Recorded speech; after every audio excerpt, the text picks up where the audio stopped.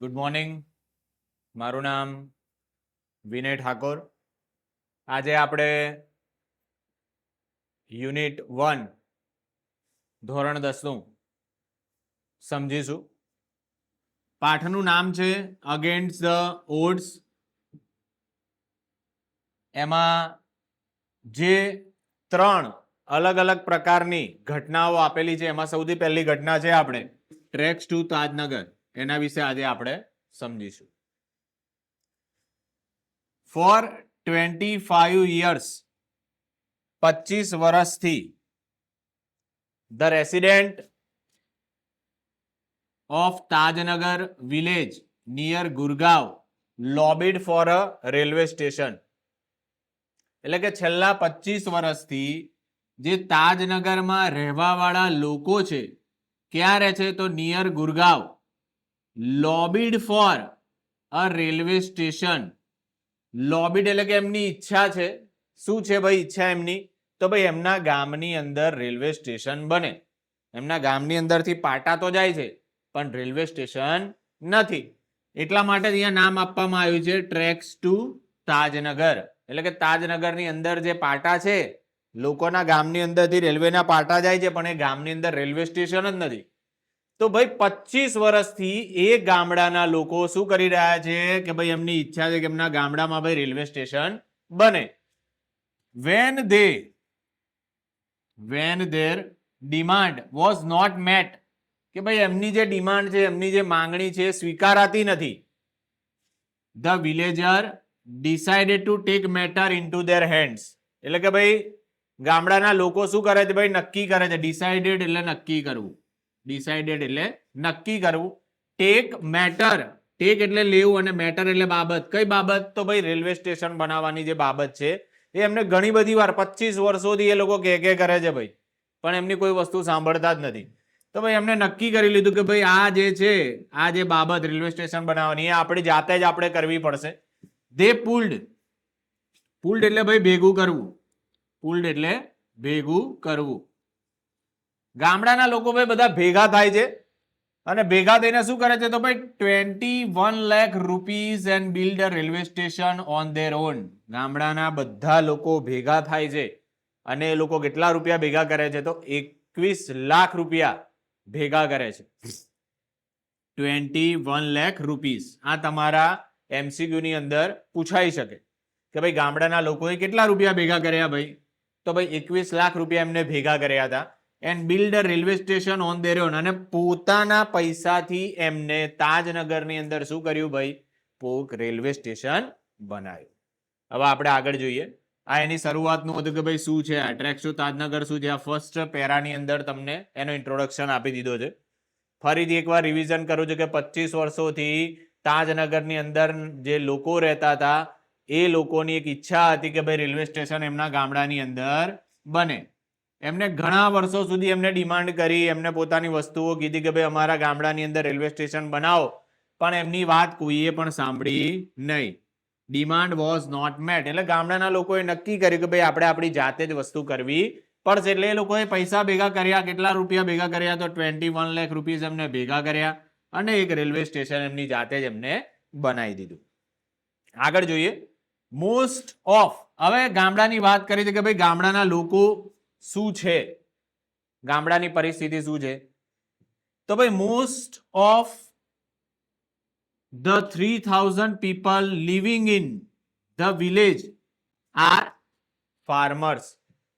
3000 people, most of 3000 people living in the village are farmers. એટલે કે મોટા ભાગના 3000 જેટલા લોકો, એટલે કે ગામડાના મોટા ભાગના લોકો કોણ છે ભાઈ? ફાર્મર એટલે ખેડૂત. But such was the burning desire. But એટલે પણ, there such was the burning desire. Burning desire એટલે કે ભાઈ શું છે? બર્નિંગ એટલે તીવ્ર ઈચ્છા.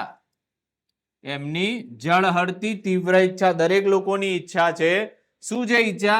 તો સ્ટેશન ઇન ધ વિલેજ, કે એમના ગામડાની અંદર એક સ્ટેશન બને. everybody contribute according to their capacity. Contribute એટલે ભાઈ આપવું. એકોર્ડિંગ એટલે ના મત અનુસાર, ટુ ધેર કેપેસિટી એટલે એની ક્ષમતા. એટલે કે દરેક લોકોએ પોતાની ક્ષમતાના આધારે પૈસા આપ્યા. કારણ કે દરેક લોકો ભાઈ દરેક ખેડૂત એટલા સમૃદ્ધ ના હોય, કેટલાકની જમીન ઓછી હોય, કેટલાકની જમીન વધારે હોય, કેટલાકને સારો પાક થતો હોય, બરાબર. એટલે કે દરેક ખેડૂતોએ પોતાની કેપેસિટી પ્રમાણે શું કર્યું ભાઈ? પૈસા આપ્યા.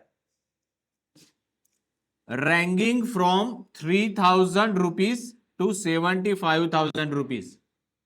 રેન્કિંગ એટલે કે ભાઈ દાન આપ્યું. પોતાના ગામડાના વિકાસ માટે લોકોએ દાન આપ્યું. કેટલું દાન આપ્યું? તો 3000 રૂપીસ. 3000 રૂપીસ એટલે 3000 રૂપીસ ટુ 75,000 રૂપીસ એટલે 75,000 રૂપીસ. એટલે કે ભાઈ કેટલાક લોકોએ 3000 રૂપિયા આપ્યા અને કેટલાક લોકોએ 75,000 રૂપિયા પણ આપ્યા.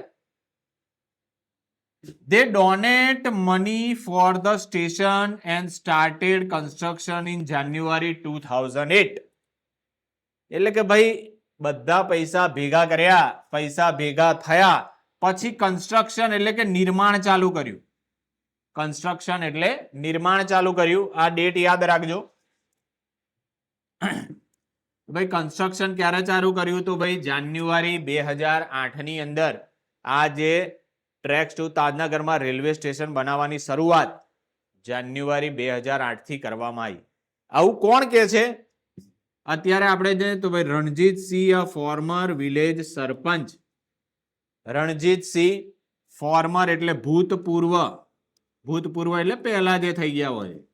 રણજીતસિંહ ફોર્મર વિલેજ સરપંચ, ભૂતપૂર્વ સરપંચ છે. એ આપણને વાત કરી રહ્યા છે કે ભાઈ આ જે ગામડું છે, ગામડાના મોટા ભાગના લોકો કેવા છે? તો ભાઈ ખેડૂત છે, બરાબર. દરેક લોકોની તીવ્ર ઈચ્છા શું છે કે ભાઈ એમના ગામડાની અંદર રેલવે સ્ટેશન બને. એટલા માટે દરેક ગામડાના ખેડૂત છે એ પોતાની ક્ષમતાના આધારે પૈસા આપે છે. કેટલા પૈસા આપે છે એ પણ આપણને જણાવ્યું છે કે ભાઈ 3000 રૂપિયાથી માંડીને 75,000 રૂપિયા સુધીનું એ લોકોએ દાન કર્યું પોતાની ક્ષમતા અનુસાર. અને રેલવે સ્ટેશન બનાવવાની શરૂઆત ક્યારે કરી? તો જાન્યુઆરી 2008 થી શરૂઆત કરી. આવું કહેનાર કોણ છે? તો રણજીતસિંહ. આ પણ તમને MCQ ની અંદર પૂછાઈ શકે કે ભાઈ ફોર્મર સરપંચ કોણ છે? તો રણજીતસિંહ છે. યાદ રાખજો. આગળ જોઈએ. There are a large number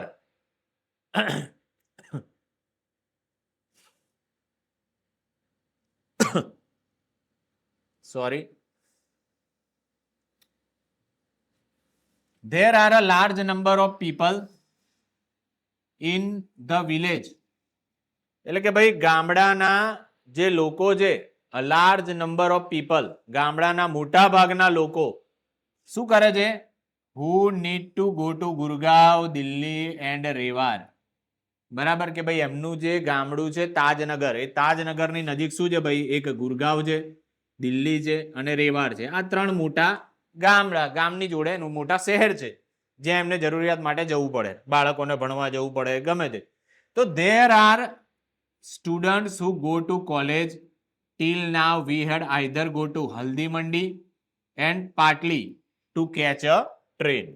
એટલે કે ભાઈ અહીંયા જે લોકો છે એ લોકોને ભણવા માટે જે વિદ્યાર્થીઓ છે એમને પણ જો જવું હોય તો ટ્રેન પકડવા માટે એમને ક્યાં જવું પડે છે? તો ભાઈ હલ્દી મંડી જવું પડે છે અને પાટલી જવું પડે છે. અને આ બંને કિલોમીટર કેટલા દૂર છે? તો ભાઈ 6 કિલોમીટર દૂર છે. યાદ રાખવાનું છે આની અંદરથી કે ભાઈ તાજનગરની આજુબાજુ કયા શહેર આવેલા છે? તો શહેર 3 શહેર છે. એક છે ગુરગાંવ, એક છે દિલ્હી અને એક છે રેવાર. એના સિવાય તો ભાઈ કોઈ પણ માણસને જવું હોય આ 3 શહેરમાં, કાં તો ગુરગાંવ, કાં તો દિલ્હી, કાં તો રેવાર, તો ભાઈ રેલવે સ્ટેશન નથી તો રેલવે પકડવા ક્યાં જવાનું? તો ભાઈ કાં તો હલ્દી મંડી જવાનું, કાં તો પાટલી જવાનું. હવે એ બંને કેટલા દૂર છે? તો ભાઈ એ કેટલા દૂર છે? તો ભાઈ 6 કિલોમીટર દૂર છે તાજનગર. બરાબર. આગળ જોઈએ. We thought when the railway line passed through the village we would have a station here. બધા લોકોએ વિચાર્યું કે ભાઈ આપણા ગામડાની અંદરથી રેલવેના પાટા પસાર થાય છે તો ભાઈ આપણા ગામડામાં પણ એક સ્ટેશન હોવું જોઈએ. આવું તાજનગરના લોકો વિચારે છે. કારણ કે એને દરરોજ ભાઈ એમને શું કરવું પડે? તો ભાઈ 6 કિલોમીટર ચાલીને જવું પડે. એમનો બાળક હોય કે કંઈ પણ કામ હોય, બરાબર. તો એ લોકો કહે છે કે આપણા ગામડામાંથી રેલવેની લાઈન પસાર થાય છે તો ભાઈ આપણને રેલવે સ્ટેશન કેમ નથી આપતા? But they didn't happened so we raise the demand in 1982. એટલે 1982 થી એમની ઈચ્છા ભાઈ એમને રેઝ કરી, રેઝ ધ ડિમાન્ડ, એમની માંગણી મૂકી 1982 માં, to have been continuously asking for it, but the railway told us they did not have funds. 1982 થી કોન્સ્ટન્ટ એટલે સતત એ લોકો કહેતા રહ્યા કે ભાઈ હમણાં અમારા ગામડાની અંદર રેલવે સ્ટેશન બાંધો, પણ રેલવે જે ડિપાર્ટમેન્ટ છે, રેલવે જે વિભાગ છે, એમને શું કીધું? The railway told us they did not have fund. ભાઈ એમની જોડે પૂરતા પ્રમાણમાં પૈસા નથી કે તમારી જગ્યા, તમારું જે તાજનગર છે ત્યાં તમને રેલવે સ્ટેશન બાંધી આપે. So finally we decided to craft our own destiny. આ શબ્દ યાદ રાખજો, craft our own destiny. બરાબર, આ એક તમારે idioms તરીકે પૂછાઈ શકે, craft our own destiny. બરાબર, પોતાનું જે જાતનું નિર્માણ કરવું હોય અથવા પોતાની જાતે કંઈક મેળવવું હોય તો પોતાની જાત પર વધારે તમારે શું કરવું પડે છે? મહેનત કરવી પડે છે. તો ક્રાફ્ટ અવર ઓન ડેસ્ટિની, આપણી જે ઈચ્છા છે પૂરી કરવા માટે આપણે જ પ્રયત્ન કરવો પડશે, બીજું કોઈ આપણને કામ લાગશે નહીં. Said Hukamchand, a member of the committee. આવું વાત કોણ કરે છે? તો ભાઈ હુકમચંદ વાત કરે છે, અ મેમ્બર ઓફ કમિટી. એટલે કે ભાઈ આ પ્રશ્ન તમને પૂછાઈ શકે કે who said to cart hour on destiny. આવું કોણ બોલ્યું હતું કે ભાઈ તમારે તમારી જે ઈચ્છાઓ છે એને તમારી જાતે જ પૂરી કરવી પડશે, એને કોઈ બીજું મદદ કરવા આવશે નહીં. એટલા માટે કહેવા છે મન હોય તો માંડવે જાય. તમારી અંદર જો સહન શક્તિ, તમારી અંદર કોઈ હોય ઈચ્છા તો તમારી જાતે જ પૂરી કરવી પડે, બીજું કોઈ તમારે કામ લાગવાનો નથી. એટલે કે ભાઈ આવું બોલનાર કોણ છે? તો બોલનાર છે Hukamchand, craft hour on destiny. એક કમિટી જે બનાવી છે પૈસા ઉઘરાવવા માટે, જે ગામડાની અંદર કમિટી બનાવી હતી, એ કમિટીનો એક મેમ્બર છે. લાસ્ટ પેરા જોઈએ.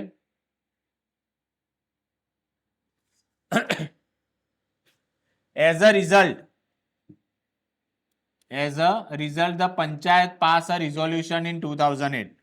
સતત એમને ભાઈ વાતો કરી રેલવે સ્ટેશન, અને જ્યારે રેલવે સ્ટેશન વાળાએ કહી દીધું કે ભાઈ અમારી જોડે પૈસા નથી, એટલે હુકમચંદ છે જે વ્યક્તિ, જે મેમ્બર એટલે કે ભાઈ એક સભ્ય છે કમિટી, એટલે કે ભાઈ એક જે કમિટી બનાવી છે એના જે સભ્ય છે એને શું કીધું?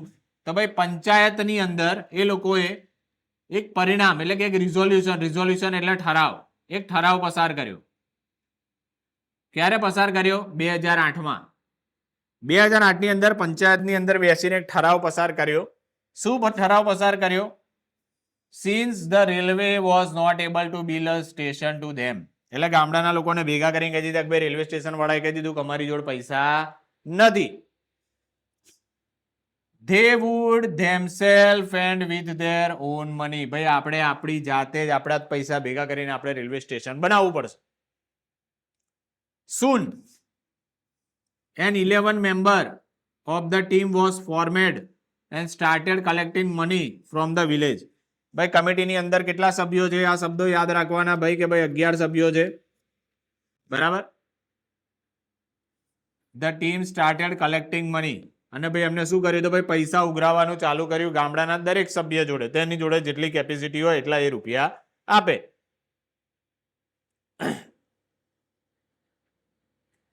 On January 7, 2010, એટલે 7મી જાન્યુઆરી 2010,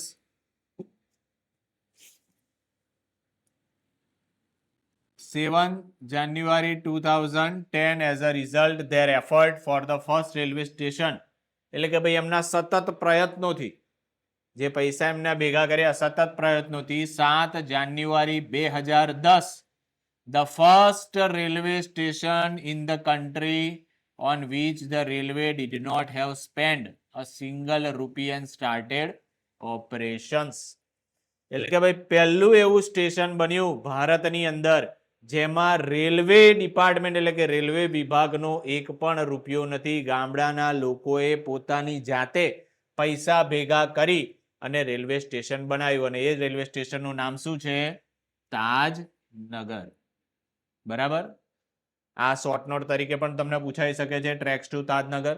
એમાં આપણે એટલું જ યાદ રાખવાનું છે કે મોટા ભાગના લોકો ફાર્મર હતા. બરાબર. બીજું યાદ રાખવાનું છે કે ભાઈ એનું કન્સ્ટ્રક્શન ક્યારે ચાલુ થયું? તો કન્સ્ટ્રક્શન ચાલુ થયું જાન્યુઆરી 2008માં. કન્સ્ટ્રક્શન ક્યારે પૂર્ણ થયું? તો 7 જાન્યુઆરી 2010માં. લોકોએ શું કરવું પડતું હતું? તો ભાઈ એમને કોઈ પણ વસ્તુ માટે લેવા જવું હોય તો એમને ક્યાં જવું પડતું હતું? તો ભાઈ હલ્દી મંડી કે Patli to catch a train. Both the station are 6 kilometre away. બંને કિલોમીટર 6 કિલોમીટર દૂર હતા હલ્દી મંડી અને પાટલી. એટલા માટે ભાઈ એ લોકોએ નક્કી કર્યું કે ભાઈ અમારે રેલવે સ્ટેશન જોઈશે જ.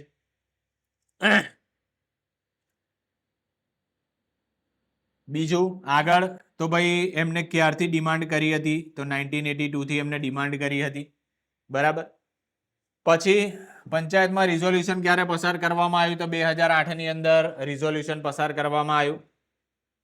Railway build a station from them they would have to themself. 2008 થી એમનું રેલવે સ્ટેશન પૂરું કરવામાં આવ્યું. એટલે કે 2008 થી એમને સ્ટાર્ટ કર્યું. બરાબર. અને અંતમાં તમારે લખવાનું છે કે ભાઈ 7 જાન્યુઆરી 2010 એ ભાઈ એમના સતત પ્રયત્નોથી પહેલું railway station tracks to Tajnagar એટલે કે તાજનગરની અંદર શું થયું ભાઈ? એક પહેલું રેલવે સ્ટેશન બનાવવામાં આવ્યું. આજે આપણે આટલે સુધી જ રાખીએ છીએ પાર્ટ 1.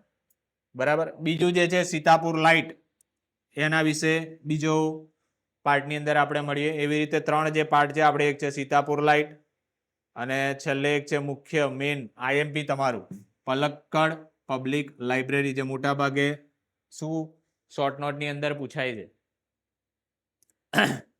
પહેલા પાઠની અંદર આ 3 તમારે શોર્ટ નોટ કરવી જ પડશે. સૌથી પહેલી જે ટ્રેક્સ ટુ તાજનગર, આની અંદર આવે છે એમજીપી, મેરાગાંવ પાવર અને છેલ્લે છે પલક્કડ ડિસ્ટ્રિક્ટ પબ્લિક લાઇબ્રેરી. આજે આપણે જોયું ટ્રેક્સ ટુ તાજનગર. હવે પછીને આપણે જોઈશું વિડીયોની અંદર સીતાપુર લાઇટ. બરાબર. ચલો, થેન્ક યુ સો મચ.